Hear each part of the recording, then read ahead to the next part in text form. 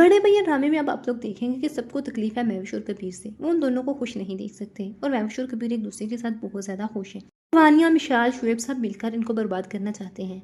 अब मिशाल तो अपने ही शोहर को अपने भाई के सामने खड़ा कर देगी, उस भाई के सामने जिसने सारी ज़िंदगी इतनी मोहब्बत दी, उसे पढ़ाया लिखाया, एक कामयाब इंसान बनाया। अब मिशाल की वजह से अलमीर और बड़े भैया के दरमियान तो दरार आ ही जाएगी और उधर वानिया भी कुछ कम नहीं करेगी और अपने शोहर को यही पट्टी पढ़ाएगी कि देखो, मीर ने तो कुछ कर ही लिया, तुम कभी कुछ नहीं कर सकोगे। और दूसरी तरफ फरी को भी पता चल जाएगा कि उसका शोहर अब वानिया और विशाल के साथ मिला हुआ है और वो किसी तरह बड़े भैया और महविश के दरमियान दरार डालना चाहते हैं। फरी अपने भाई के मामले में कभी कॉम्प्रोमाइज़ नहीं करेगी और ना ही शुएब को माफ़ करेगी। पहले तो उसने सब कुछ बर्दाश्त कर लिया मजबूरन, लेकिन अब की बार वो शुएब को माफ़ नहीं करेगी और ना ही कुछ भी बर्दाश्त करेगी।